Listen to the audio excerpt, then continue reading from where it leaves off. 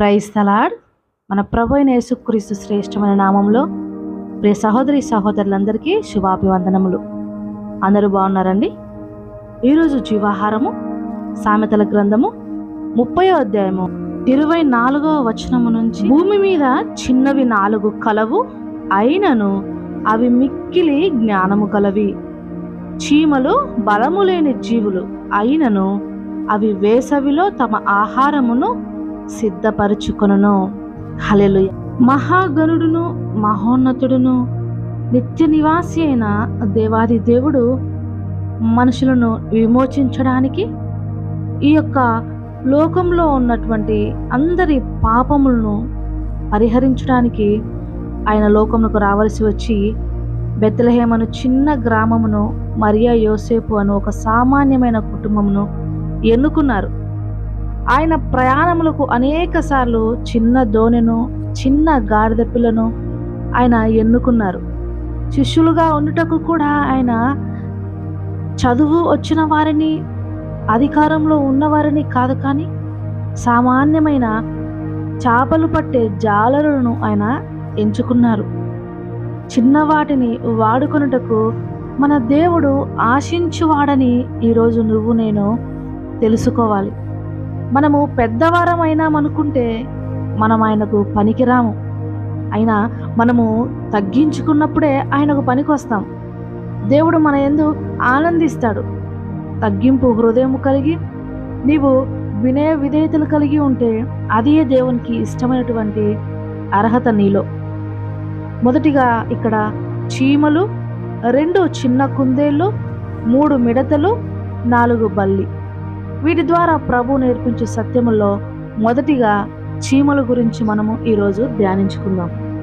సామెతలు 6వ అధ్యాయము 6వ వచనంలో, సోమరి చీమల యొద్దకు వెళ్ళుము, వాటి నడతలను కనిపెట్టి జ్ఞానము తెచ్చుకొనుము. వాటికి న్యాయాధిపతి లేకున్నను, పై విచారణకర్త లేకున్నను, అధిపతి లేకున్నను అవి వేసవి కాలమందు ఆహారము సిద్ధపరచుకొనును, కోతకాలమందు ధాన్యమును కూర్చుకొనును.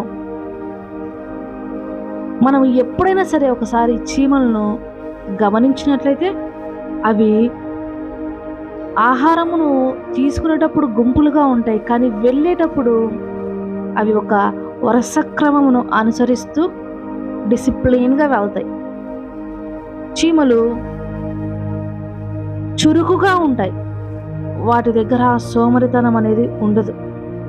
న్యాయాధిపతి లేకున్నప్పటికీ అవి చాలా డిసిప్లిన్గా ఉంటాయి. సోమరితనములకు చోటివ్వక ఆసక్తితో వాటి పని వాటి ఎప్పుడు చేసుకుంటూ ఉంటాయి. ఈనాటి మనుషులు సోమరులై ఏ పని చేయనలని వారిగాను, పరుల సొమ్మును ఆశించు వారిగాను, పరులను చూసి మచ్చరపడు వారుగానే ఉంటున్నారు తప్ప వారి పనులు వారు చేసుకోవడానికి ఏమాత్రము ఆసక్తి లేనివారుగా ఉంటున్నారు. అనేకులు తమ హృదయములను సాతాను తలంపులతో నింపుకొని తిని త్రాగి నిద్రపోవచ్చు, ఇతరులకు ఆటంకముగా, నష్టముగా జూదములు, రేసుల ద్వారా అబద్ధములు, లంచములు, దొంగతనము, హత్య, అసలు సొదొమ గొమొర ప్రాంతములకు అతి దగ్గరగా నివసిస్తున్నారు. ఇటువంటి అసహ్యమైన కార్యములు, దేవునికి అయిష్టమైన కార్యములు ఉన్నప్పుడు దేవుడు ఏ విధంగా దీవించబడతారని మీరు ఆశిస్తున్నారు? దేవుని ద్వారా చీమలు ఎంతో చక్కగా క్రమంగా నడుచుకుంటూ ఉంటాయి, ఒకదానికొకటి సహకరించుకుంటాయి, కష్టపడి పని చేస్తూ ఉంటాయి. అవి చాలా చురుకుగా ప్రయాణం చేస్తాయి. వాటికి న్యాయాధిపతి లేడు, ఒక లీడర్ లేరు, బోధకుడు లేరు, నాయకుడు లేడు, కానీ చాలా క్రమశిక్షణతో నడుస్తాయి. కష్టకాలంలో రాబోతున్నది, వర్షాకాలం వస్తున్నది కనుక ఎండాకాలంలోనే వాటికి కావాల్సినటువంటి ధాన్యమును సమకూర్చుకొని వాటి కొట్లను నింపుకుంటాయి. ఇది సంపాదించుకునే సమయము, ఇది రాబోయే కష్టాలను తప్పించుకున్నటకు సిద్ధపడే సమయము అని చీమలు గ్రహించుకుంటున్నాయి. అయితే మనుషులుగా మనము తినుచు, తాగుచు, సుఖించుచు బ్రతుకుచున్నాము, కానీ ఇది రక్షణ పొందవలసిన సమయము, ఇది ఆత్మలను సంపాదించుకోవలసిన సమయము, ఇది ప్రభు రాకడ కొరకు సిద్ధపడవలసిన సమయమని గ్రహిస్తున్నామా? దేవుని యొక్క పనుల యందు ఆసక్తి కలిగి జీవిస్తున్నామా? మనల్ని మనము హృదయ పరిశీలన చేసుకున్నాం. ఇంత చిన్న జీవులకు ఉన్నటువంటి జ్ఞానము మనకు లేనట్లయితే మనం ఏ విధంగా తండ్రి ఎదుట నిలబడగలము? ఏ విధంగా దేవాది దేవుని మెప్పును పొందగలము? ఒరే సహోదరి సహోదరులారా, మనము కష్టపడవలసింది క్షయమైన ఆహారం కొరకు కాదు, కానీ ఈ లోకంలో నశించునైన సంపాదన స్థిరము కాదు, శాశ్వతం కాదు, కానీ ఉగ్రత దినమందు ఆస్తి అక్కరకు రాదని సామెతలు 11:4 వాక్యం సెలవిస్తుంది. మన ధనము మనతో పాటు పరలోకమునకు రాదని మనము గ్రహిస్తే క్షయమైపోయే ఈ ద్రవ్యమును ఖర్చు పెట్టి అక్షయమైన ఆహారాన్ని సంపాదించుకుంటాం. అక్షయమైన ఆహారం ఏమిటి? అది ప్రభువే. ఆయన నోటి నుండి వచ్చి ప్రతి మాట వలన నరుడు జీవిస్తాడని వాక్యం సెలవిస్తున్నది. మన ప్రభువు మనల్ని హెచ్చరిస్తున్నాడు కదా. కాబట్టే ఈ లోక సంపాదన కొరకు ప్రయాసపడు వారము కాక పరలోక ఆశీర్వాదములు సంపాదించుకున్నట్టుకు మనము జీవనంలోనే ఆతృత పడవలసి ఉన్నది. దైవజనుడైన ఎలీషా దగ్గర గెహాజీ అనే ఒక సేవకుడు ఉన్నారు కదా. ఆయన ఆత్మఫలములను, భక్తిని, దేవుని ఆశీర్వాదములను పంచి ఇవ్వగలిగిన శక్తిని సంపాదించుకోవడానికి బదులు నయమాను యొక్క ధనమును ఆశించి ధనము కొరకు కకృతిపడి ఎలీషా వద్దనుకున్న దాని కొరకు పరిగెత్తుకుని వెళ్ళి మరి ధనము తెచ్చుకున్నప్పుడు ఎలీషా ఒక మాట అంటాడు, గెహాజీ, నా హృదయము నీతో పాటు రాలేదా అని. నిజము కదా. ఈ లోకంలో పనికి మాలిన వాటి కొరకు సంపాదించుకోవడానికి పరిగెత్తుచున్నప్పుడు దేవుడి హృదయము మనతో రాలేదా? ఆయన హృదయం, ఆయన ప్రేమను ఎల్లప్పుడూ మనకు గుర్తు చేయటలేదా?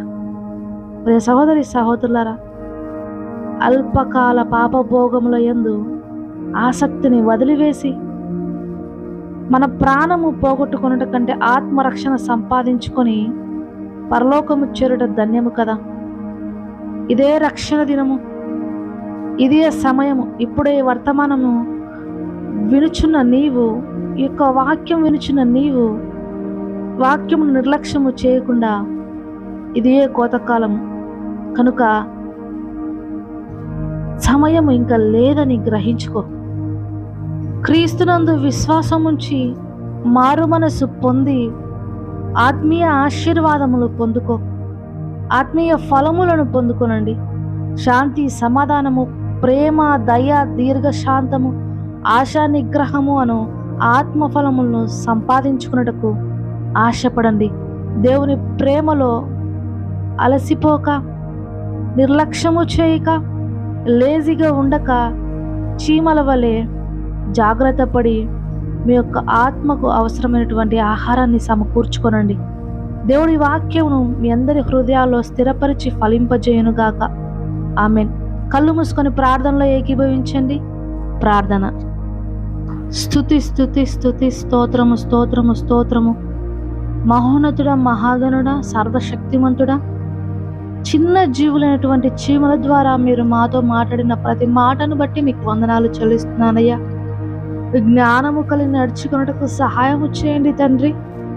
నీ పోలికన, నీ స్వరూపముందు మమ్మల్ని నిర్మించుకొని మా మీద ఎంతో ప్రేమతో ప్రాణము పెట్టి మమ్మల్ని కొన్నావు కదా తండ్రి.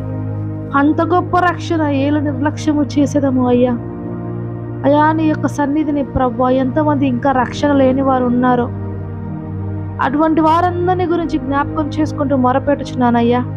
సహాయము చేయండి. సమయం ఉండగానే జాగ్రత్త పడి అనుకూల సమయంలోనే వారి యొక్క ఆత్మను రక్షించుకునే భాగ్యమును దయచేయండి.